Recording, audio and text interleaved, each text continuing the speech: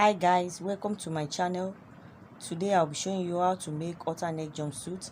This is the sewing part. I've done the pattern drafting, which is the part 1, and this is the part 2. So if you haven't subscribed to my channel, please do so, like and also share this video. Let's get started. So this is the trousers. We have the front block here, and this is the pocket bag. So I'm going to place the pocket mouth on the opening. This is the pocket opening, and this is the crotch curve. So right now I'm going to place the pocket bag, the right side facing the right side, like so. And you can see on the pocket mouth, right on the pocket bag, there is an interfacing of 2 inches width. It is whitish, that's why you can't see it very well. The essence of putting an interfacing is to stabilize the material because of the nature of the material. So I'm going to place it the right side on the right side of the pocket mouth on the front block, and we are going to stitch by 1/2 inch. So I'll be stitching by 1/2 inch like so. So after stitching, I'll go ahead and notch.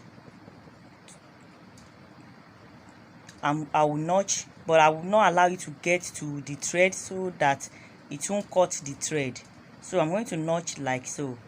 Then I'll flip it over like so and top stitch. The top stitching is so that the pocket pouch will not be flipping out again, and it will relax well inside. That's the essence of top stitching.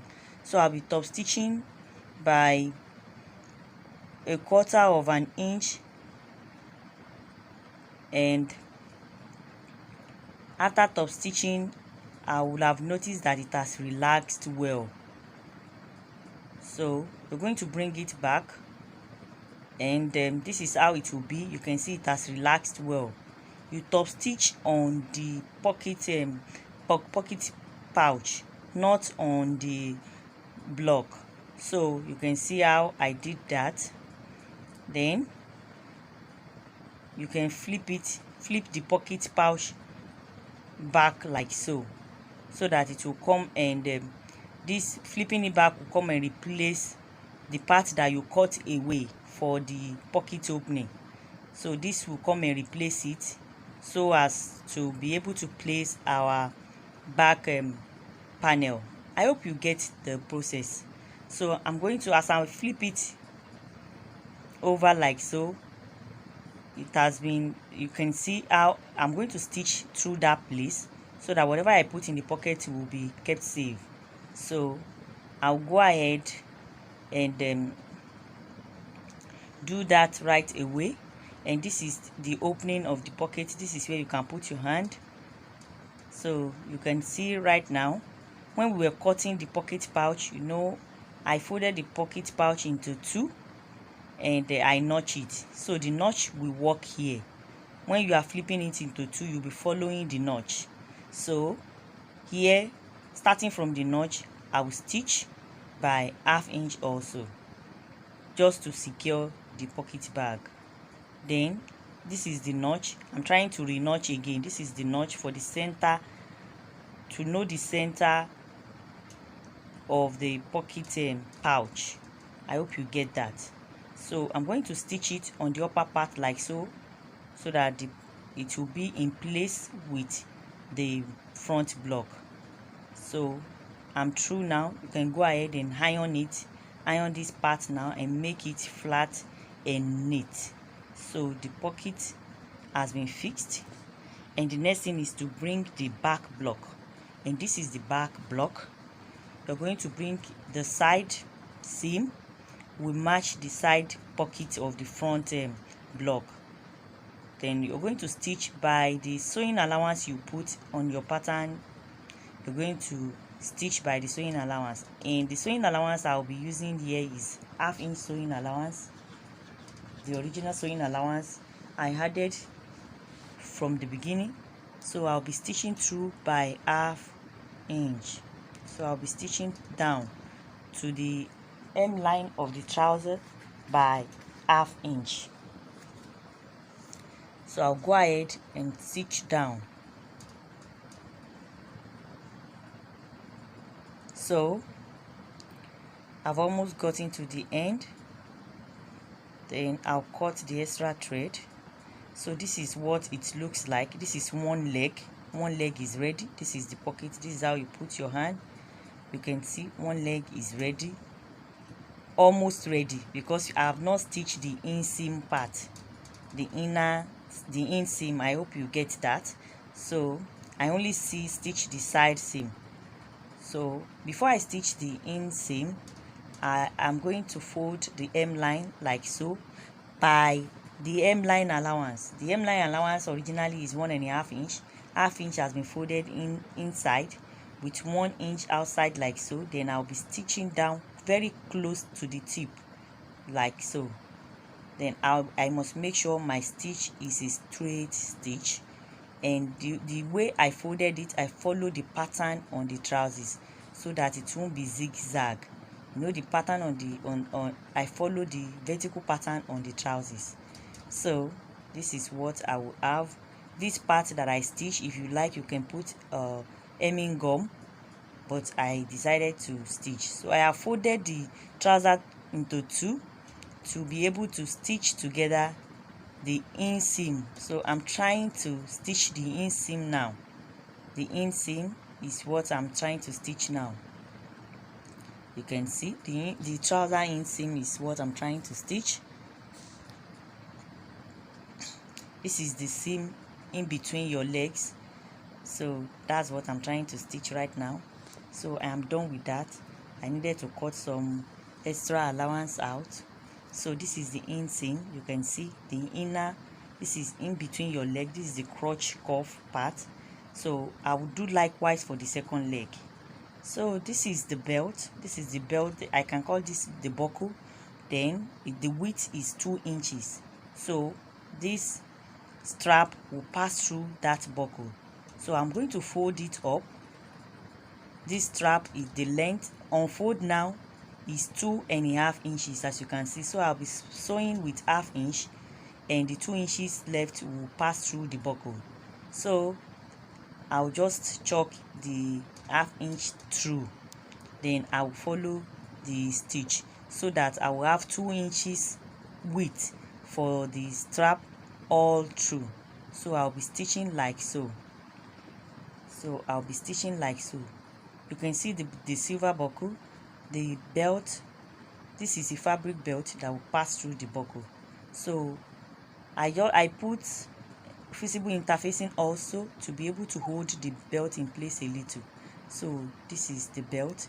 So I use something to bring the belt out to the right side.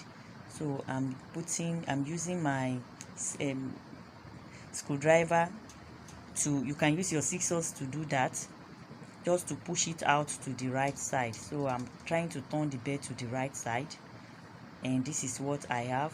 The length of the belt is up to 45 inches. So I'll now go ahead and pass the belt into the buckle like so. Just follow the process. Just follow the process. I will tuck it in like so, and after I have done that, I'm going to stitch it down. So I'll be stitching it down. I hope you get that. So this is the extra allowance. I can cut the extra allowance off, or fold it and stitch it, or I can fold it and stitch it. So this is what we have. This is the belt. So if I want to place the belt, this is how it will go on the dress. You can see this is the belt. The belt is ready.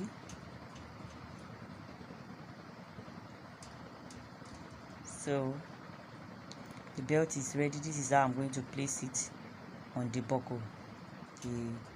The belt is done already. You can go ahead and iron your belt, iron it properly. Even before you place your buckle, make sure you iron it.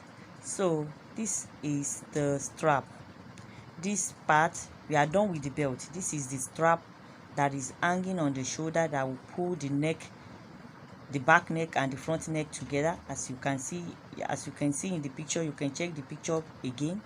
This strap is 1 inch width, so we have 1.5 here. Half inch will go for the sewing allowance, and it is on fold 1.5 inch. So just stitch like so. So I stitch both ends in this case, so I'll need to tear one part, just loose a part, loose this part, so that I'll be able to bring it to the right side through that process. So I'll be tucking it out to the right side with my screwdriver through the part that I lose. So just follow the process. So I'm bringing it out through that middle part to the right side. I will do likewise for the other hand too. So this serves for one for the front, then I will do likewise for the back also. I have 2 straps. 2 of these straps is what I have. So I'll go ahead, the part that I used to pull it out, I'm going to stitch it back. So I will not stitch neatly very close to the tip. I will run it neatly on it, then I will iron it. I'll do likewise for the other strap also. So this is the rope that will pass through the neckline and pull it together to form the outer neck. I hope you understand this. There is nothing difficult in what all I have been doing. So this is the strap that will be on the neck, and that's the belt. So this is the front panel. This is the front panel. This is the armhole, and I have my bias tape. I'm going to use my bias tape for the armhole. So I'll be placing my bias tape on the right side, following the 1/2 inch sewing allowance on the bias tape like so. I'll follow the pattern, the pattern on the armhole. Then I'll stitch, then I'll turn it to the wrong side like so, and stitch very close to the tip of the bias tape. So this is very simple and easy to make. So I'll do likewise for the armhole, all the armhole. I have 3 left now. I will do likewise for all. So this is what I have. I have secured the armhole right now because I'm not using a lining, so that's why I use a bias tape. So here I've done all the armhole, and I'll be folding this part up. You know, the bias, I've used the bias to turn the armhole already, so I'll be folding this part. This part is the part that will accommodate the strap, the 1 inch width strap that I just made. So I'll be folding it up like so, and I will stitch very close to the tip. So folding it up, I will make sure the allowance is up to 1 inch, because the strap that will pass through is 1 inch width. So make sure it is up to 1 inch when you are folding. That's why when I was adding the extra allowance on this upper part, I make sure it is up to 1.5, so that when I folded it up, it will not affect the main measurement of the bodies. So I'll be passing the rope like so. The fabric strap that I just made, I'll be passing it in. So here, later I will show you the process. So here, this is the trouser, the 2 trouser leg. I have done the second one, the second leg. I have used the first leg to do the second leg, and on the inseam, we are going to match it with each other like so. This is the inner part of our the inner part of our leg. I hope you understand what I meant. So this is the inseam. It must match each other, and when you match it with each other, you must be very careful so that it will not shift. Then you place it on your machine and stitch, starting from the inseam. So you first of all stitch one part for it to be easy for you, so that it won't shift. First of all, stitch one part like so through to the waistline. So I'll be stitching it by 1/2 inch through to the waistline like so. I'll be stitching it by 1/2 inch through to the waistline. So I'll follow the sewing allowance carefully. I'll stitch it through to the waistline like so.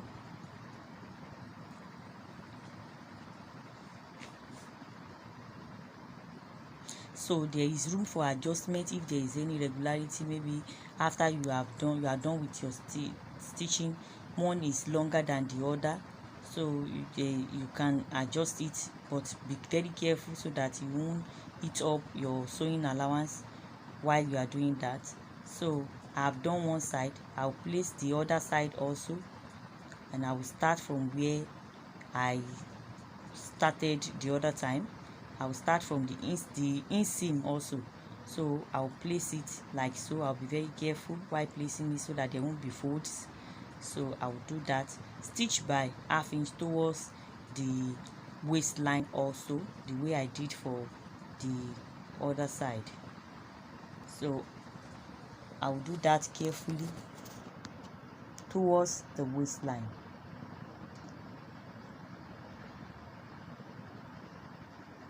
So the inseam finishing can be done with your overlocking machine, or you can use your any vintage machine that has zigzag stitches can do this, can do the finishing of the inside. You can use the zigzag and just do the settings. I'm going to do a video on that very soon, how you can secure your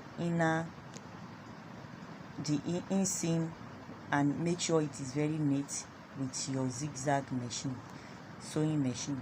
So this is what I have. I have the trouser ready, so I'm going to loose the side seam back a little. The essence of losing it on both sides is because I needed to place my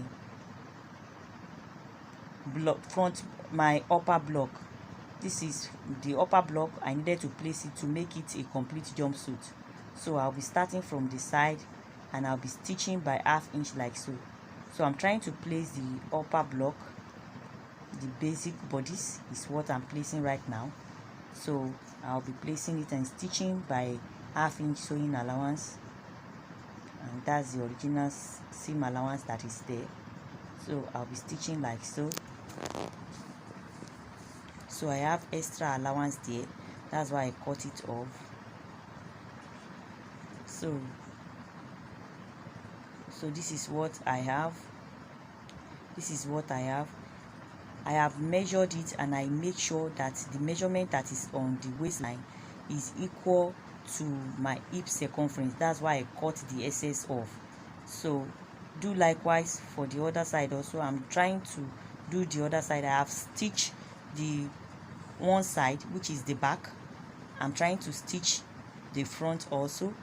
Place the the upper block, and attach it to the trouser of the front block. You know, they are the same thing. The front block for the upper bodies is the same thing with the back block. So having done that, we are going to join it together on the side seam. So join the basic bodies, the bodies together. Join the bodies together. This is not the basic, but join the bodies together. I made a mistake. Join the bodies together on the side seam. So join it together like so. Let it match also where the jumpsuit is joining the bodies. Let it match. Make sure it matches with each other. So I'm trying to lose it a little bit to be able to match the joining a little. So that's why I'm losing it a little, so that I'll be able to do that neatly. So as I'm stitching it by ½ inch, I'm following the measurement. So the measurement, my hip measurement is what is here already, so that it will be easy to wear. If the hip measurement is not here, the trouser will not be able to pass through the hip and go up on the body. I hope you get that. That means one will not be able to wear this trouser if the hip circumference is not on the waistline, because there is no belt, there is no zipper on this jumpsuit. So I want to put the strap that will be on the neckline. So I'm using a safety pin to hold it inward. So I've used a safety pin to pass the rope. So just do likewise and we are going to achieve the same result. So pass it like so and pull it. Do the same thing for the other side also. So I can remove my pin and do likewise for the other part also. So make sure you centralize the rope, centralize it on the bodies.